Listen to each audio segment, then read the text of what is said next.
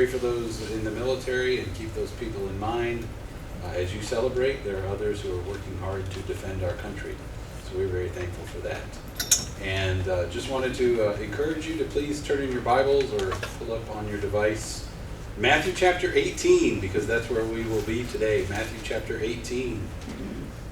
We've been looking at the life of Peter, and hopefully as you look at the life of Peter, we can all learn some lessons from him. And today Peter is going to come to Jesus with a question, and Jesus is going to respond with a parable or a story to teach Peter about forgiveness. So we will be looking at Matthew chapter 18, starting in verse 21. Matthew 18, verse 21. Peter has a question. Jesus has a lesson for Peter. Matthew 18, verse 21. Then Peter came to Jesus and asked, Lord, how many times shall I forgive my brother or sister who sins against me? Up to 7 times? Jesus answered, I tell you, not 7 times, but 77 times. So you can figure out that this message is going to be about what? Forgiveness. Forgiveness, yes. And some of you have heard of C.S. Lewis, the man who wrote the Chronicles of Narnia. He has a quote about forgiveness. He says, everyone says forgiveness is a lovely idea until you have something to forgive. Everyone thinks forgiveness is a lovely idea until they have something to forgive. This is one of those topics where it's a whole lot easier to talk about it than it is to actually do it. Everyone says forgiveness is a lovely idea until they have something to forgive. Now, I don't know where you are today. Maybe you have something that you need to forgive for someone else who's hurt you or sinned against you. But that's what we're talking about today, forgiveness. And think about this, the initial part of this conversation between Jesus and Peter. Peter said, Lord, how many times shall I forgive my brother or sister who sins against me? Up to 3 times? Or excuse me, I got that wrong. Up to 7 times? Because Peter thought he was being generous. Jewish people said, 3 strikes and you're out. See, they were playing baseball even in biblical times, just so you know. A Jewish person believed that if you sinned against me 3 times, that was it. I no longer had to forgive you anymore. 3 times and we were done. So Peter says, well, I'll take those 3 and I'll double it and I'll just add 1 more. So we have 7, which is a great biblical number, right? 7 days of creation. It's all over the Bible. Snow White had 7 dwarfs. That's not biblical. I didn't know that was in the Bible. So Peter bumps it up to 7 times. Lord, 7 times, is that good?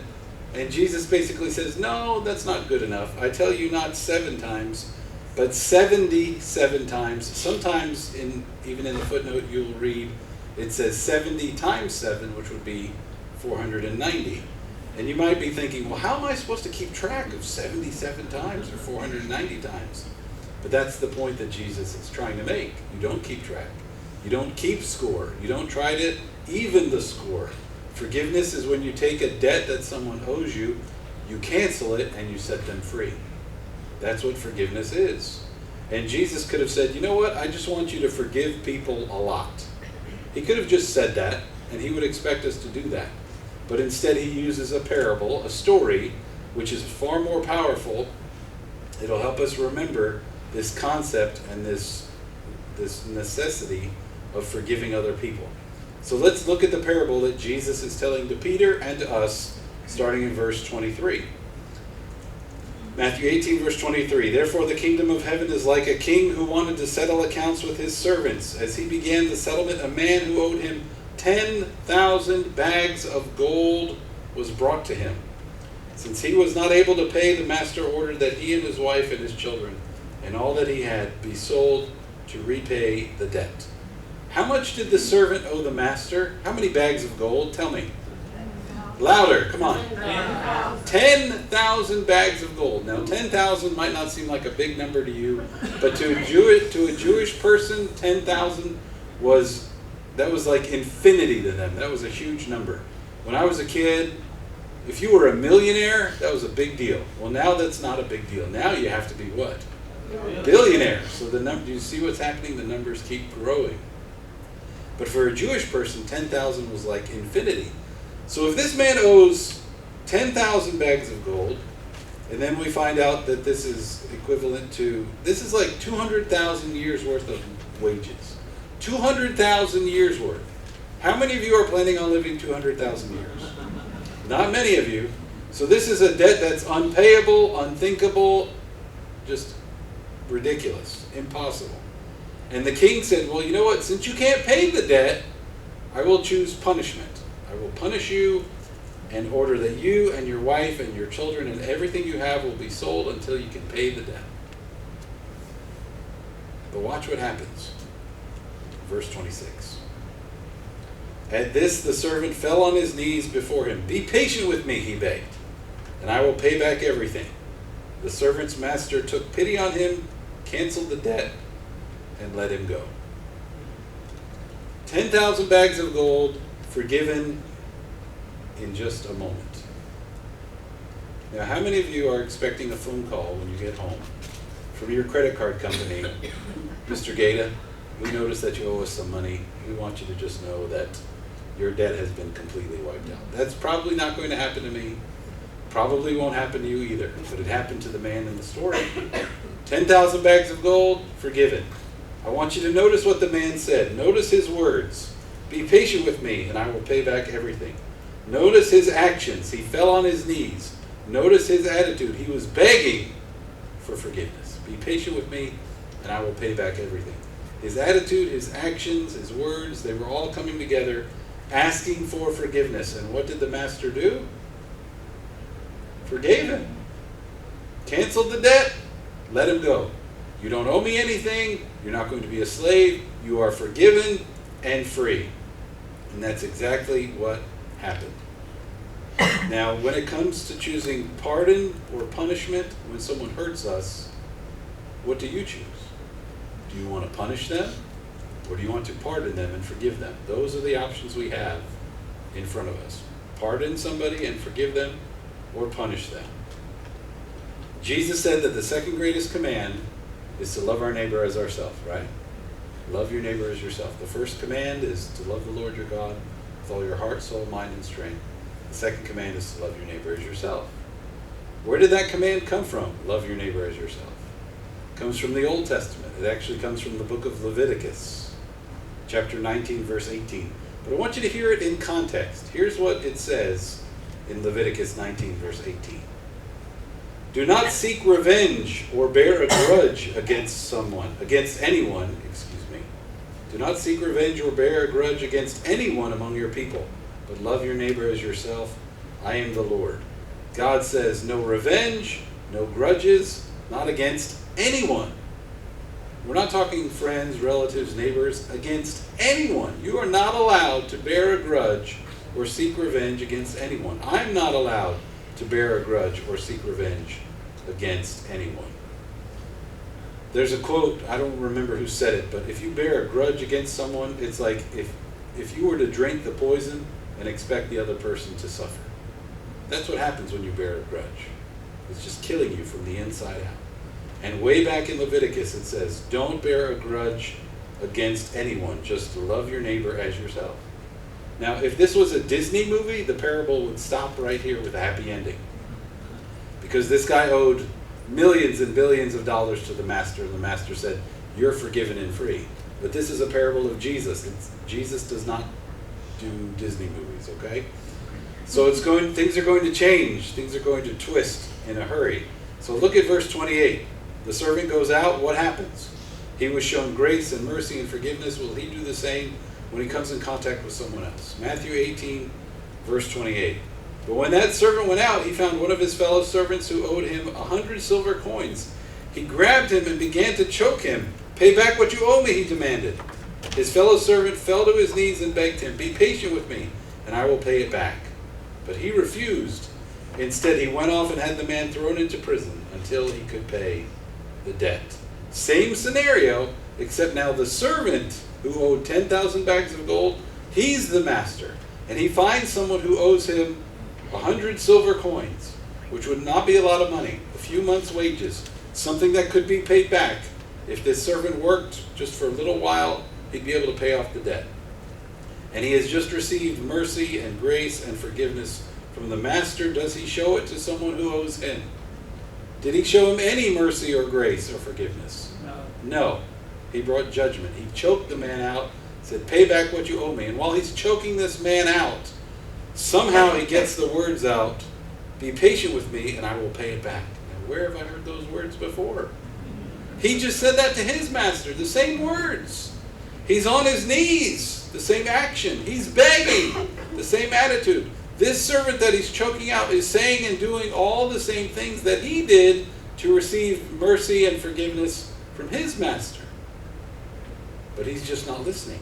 It's not registering in his mind. The first servant was ready to receive forgiveness from his master. But when it came time to offer forgiveness to someone else, he refused. Now other people are watching this. Other servants. Other servants know what's going on. They know that he owed 10,000 bags of gold, that the master forgave that debt, 10,000 bags of gold. That's a lot to forgive. And then he went out and choked a fellow servant. So watch what the crowd does, verse 31. When the other servants saw what had happened, they were outraged and went and told their master everything that had happened. What was their response? Outraged. They were outraged. You were just forgiven this huge debt, and he owes you very little, and you refuse to forgive it. Not only do you refuse to forgive, you choked the man out, nearly killed him, and now you've thrown him in prison. That's your response when you've been forgiven this huge debt. You respond with judgment instead of forgiveness. You know, the church, and I mean not just our church, but I mean the church in our country and the church around the world, the church is facing a lot of problems today. And I think one of the problems that we probably face that we might not be aware of is that when the world looks at the church, they see a lack of forgiveness among us. Would you agree? When the world looks at the church, and I mean people, not the building, when the world looks at church people, they see a lack of forgiveness. They see a lack of mercy. They see a lack of grace. When the world looks at the forgiven, they see a lack of forgiveness. That's what we see here in this story, right? The one who was forgiven the most showed the least amount of forgiveness. What do people see when they come to our church? What do people experience when they walk through the doors, when they sit down in the seat? And I don't mean just the worship. I don't mean what's going on stage. I mean what's going on out there. Do they experience mercy and grace and forgiveness in our church when they're here? Do they feel welcomed and loved when they join us for a Sunday? Now, if you ask anybody at any church, you can ask any of your friends who go to church, doesn't matter what church they go to, doesn't matter what denomination, doesn't matter if it's big or small. If you ask somebody, is your church friendly, what would they say? Yes! And every church believes they are friendly, and that's true. The problem is most churches are friendly to their own church people, which is okay, but it's not enough. It's not enough. We need to do more than that. You can go to a church and you can see a lot of people loving each other and smiling and encouraging and shaking hands and smiling, but that person feels left out, that new person. Maybe that first-time guest, that second-time guest, they feel left out. When I was a kid, my parents never kissed each other. I mean, I don't remember.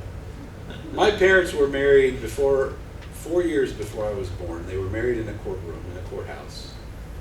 And then when I was about 8 years old, they renewed their vows. So they must have kissed that day. Right? If you renew your vows and you don't kiss at the renewal of your vows, there's a problem. But I don't think I ever saw my parents kiss. When I kiss Mary, my kids get grossed out. Who'd want to kiss Dad?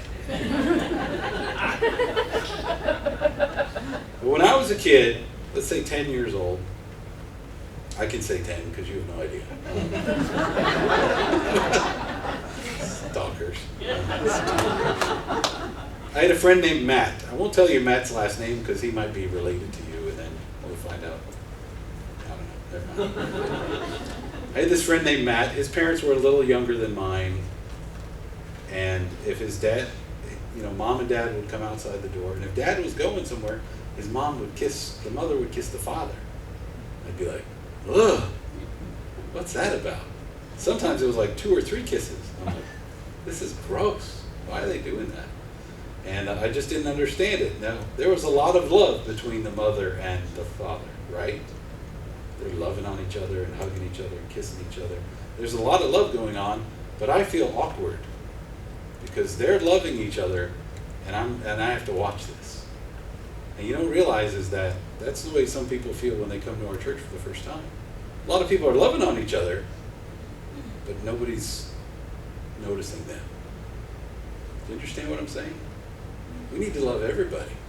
We need to love everybody that walks in the doors of these church, whether they've been here from day one or if this is their day one. We love everybody. And that's what Jesus told us to do in Matthew chapter 5, verses 46 and 47. Matthew 5:46. Jesus said, if you love those who love you, what reward will you get? Are not even the tax collectors doing that? And if you greet only your own people, what are you doing more than others? Do not even pagans do that? Jesus said, hey, when the tax collectors get together and have a party, you know what they do? They love each other. They support each other. They encourage each other. And if the tax collectors do that, we have to do better than the tax collectors. We have to do better than that. The tax collectors love their own. If you only come to church and love on your friends, that's not enough. You need to love the stranger, the newcomer, the guest. We need to love everybody. That's what Jesus said in verse 47. If you greet only your own people, if you only greet your own circle of friends, what are you doing more than others? Do not even pagans do that? I mean, everybody greets their friends, right? If we're Christians, shouldn't we greet more than our friends? Shouldn't we greet strangers as well? Yes, we should. So we've been talking about greeting ministry at our church. Guess what? You're all greeters now. Because Jesus said you should greet everybody. Man, I always thought it was interesting when people say, you know what's good about our church? We're a small church and everybody knows everybody. Can you look around the room and tell me the name of everybody here? Nope. So we've got some greeting to do, right? We've got some greeting to do. I can't do it either. So Jesus says, greet the stranger, greet the guest, greet all people. Let's go back to the parable. One servant is forgiven, the other servant is thrown in prison, and that's not fair. The master hears about it in verse 32. Matthew 18, verse 32. Then the master called the servant in. You wicked servant, he said. I canceled all that debt of yours because you begged me to. Shouldn't you have had mercy on your fellow servant just as I had on you? In anger, his master handed him over to the jailers to be tortured until he should pay back all he owed. This is how my heavenly Father will treat each of you unless you forgive your brother or sister from the heart. The words of the master were probably ringing in his ears, and they should be ringing in our ears as well. Verse 33. Shouldn't you have had mercy? I mean, how did Peter start out this conversation? When somebody sins against me, how often do I forgive? And what does Jesus say here? Shouldn't you have had mercy? Now, if someone has hurt you, sinned against you, betrayed you, you might think they don't deserve mercy. You're right. But mercy is something that is never deserved. Do you understand that? Mercy is never something that you deserve. In the book of James, this is the half-brother of Jesus. Here's what he said about mercy and judgment. James 2:13.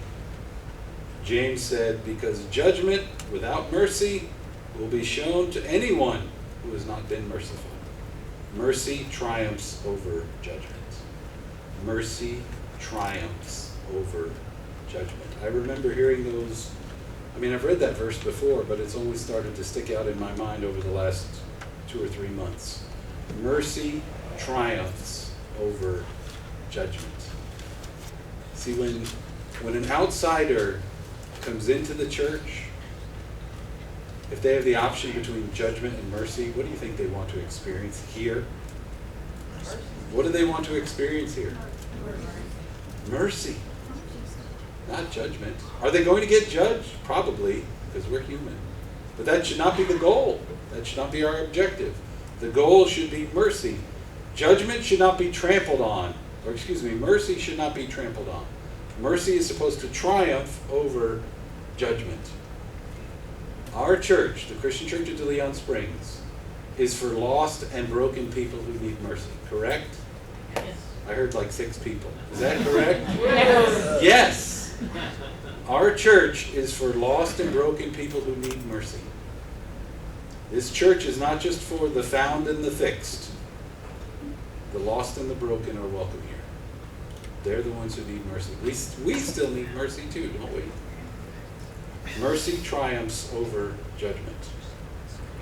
Now, when you read this in Matthew chapter 18, I would like you to go back a few verses to verse 15, because Jesus is going to say 3 things. There are 3 sentences, 3 verses I want you to notice. And this is what might have caused Peter to ask the question. Maybe these statements of Jesus in Matthew 18, verses 15, 16, and 17, maybe those statements triggered Peter's question. I don't know. But I want you to go back and read these. And I think they are familiar, but I don't think we always get it right. We've heard them, we might know these verses, but I don't think we always get it right. Matthew 18, verses 15, 16, and 17. If your brother or sister sins, go and point out their fault just between the 2 of you. If they listen to you, you have won them over. But if they will not listen, take 1 or 2 others along, so that every matter may be established by the testimony of 2 or 3 witnesses. If they still refuse to listen, tell it to the church. And if they refuse to listen even to the church, treat them as you would a pagan or a tax collector. Now, most of us have heard this verse before, right? We basically know what it says. If there's a problem between you and another person, you go to that person first, try to resolve it. If that doesn't work, you bring in another person, and then if that doesn't work, you take it to the church. Now, how often do we do that in that order? You know, John Sims is back there in the sound booth. I've known John for a long time. 21 years, John? Long time. Long time. And if I had a problem with John, I would go to John. If it was a big enough deal, I'd go to him. You know, sometimes people will come to me and say, Mark, I have a problem with so-and-so. If you come and talk to me about a problem you have against somebody else, you're not doing the right thing. Because my advice would be, you need to go talk to that person. Well, it's not a big deal. Then if it's not a big deal, just let it go. Right? We laugh, but this goes on all the time. Now I want you to refresh your memory about what Jesus said here, Matthew 18, verse 15. I'm not trying to be harsh, I want you to see what Jesus says. Jesus says, if your brother or sister sins, some translations say, if they sin against you. Jesus didn't say if they hurt your feelings, if they bothered you, if they annoyed you. We all do that to each other, right? We're human. We annoy one another, we bother one another. Sometimes we aggravate one another. Jesus is saying, if someone has sinned against you, go talk to them. Just the 2 of you. No gossip, no prayer requests, nothing like that. No slander. You go talk to them. Why do you go talk to that person? Jesus said, if they listen to you, you have won them over. It's not about winning an argument, it's about winning a relationship back. It might be about winning a person back into a right relationship with Jesus Christ. It's not about winning a relationship. You don't win at all. They win. You have won them over. We're looking to turn the sin into a win. That's what Jesus says.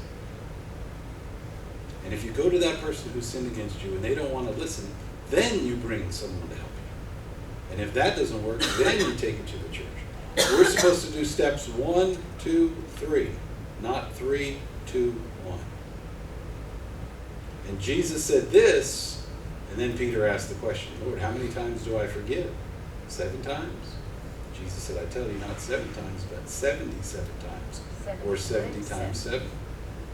So maybe when Jesus said this, that triggered the question in Peter's mind. Well, how many times do I do this? We do it all the time. We do it all the time. Here's what Mark Moore said about these steps that we're supposed to follow. He said, most problems occur because step 1 is either done out of order or not at all. If somebody has sinned against you, you got to talk to that person. It might not be easy. It might not be pleasant or comfortable. But the goal is to win that relationship back. To have a win over sin. Jesus said, not 7 times, but 77 times. Don't keep track. Don't keep a record. Don't keep score. Don't try to even the score. Just forgive. Forgiveness is when you take a debt that someone owes you, you cancel the debt, and you set that person free. That's what forgiveness means. Jesus could have said, I just want you to forgive people a lot. And he did say that. But there's a whole lot more there than just forgive people a lot. What Jesus is saying is forgive people like I do, like he does. Forgive people like he does. That's the goal, to forgive people like Jesus. That's what we are told all throughout the scriptures, to forgive as God forgives. One verse that says that is Colossians 3, verse 13. Bear with each other and forgive one another. If any of you has a grievance against one another, forgive as the Lord forgave you.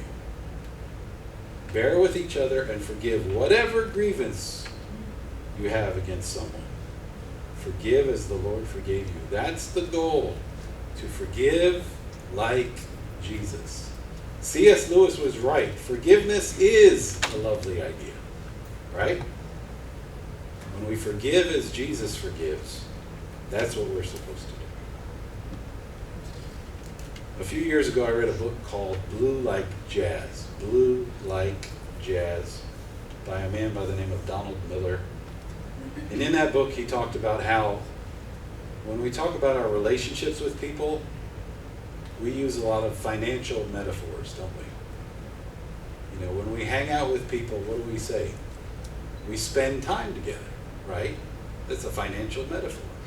If I look at you and say, you're valuable to me, you are priceless to me, what is that? A financial metaphor. Well, how's your relationship with that person? Well, right now it's kind of bankrupt, okay?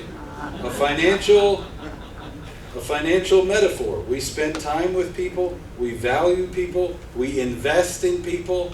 Some relationships are valuable and some relationships are priceless. We have allowed financial metaphors to creep into our relationships. Maybe you never noticed that. Maybe that's a problem. But we need to remember that we don't love other people for a payback.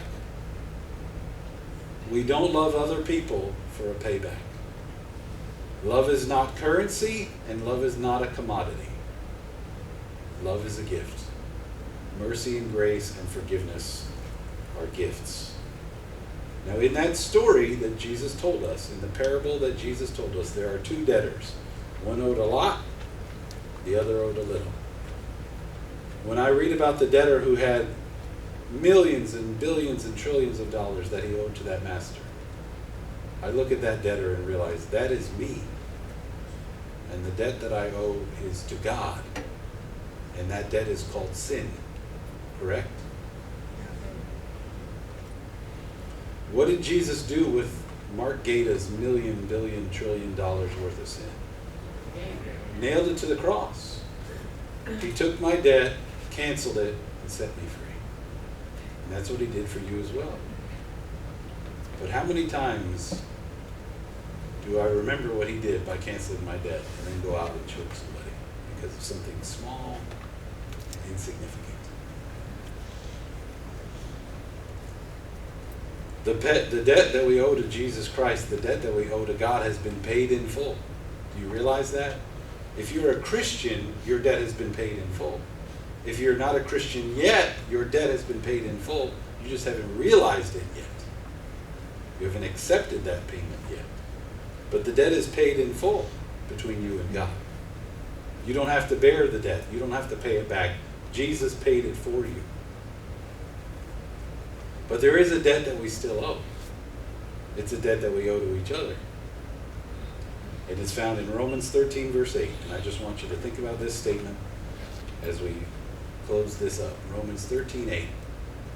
Let no debt remain outstanding except the continuing debt to love one another. For whoever loves others has fulfilled the law.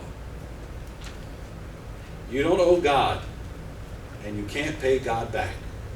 He doesn't expect you to. That's why Jesus died on the cross. He paid the debt in your place for you and for me. But I still owe you the debt to love one another, correct? And you still owe me the debt to love one another. In fact, this verse says we will never pay it back. It's unpayable. Let no debt remain outstanding except the continuing debt to love one another. God, I loved everybody on Sunday. Guess what you got to do on Monday? Love them all over again. The continuing debt to love one another. For whoever loves others has fulfilled the law. And where does that command, love one another, come from? Way back in Leviticus 19:18. Do not hold a grudge. Don't seek revenge. Love your neighbor as yourself. I am the Lord. Leviticus 19, verse 18.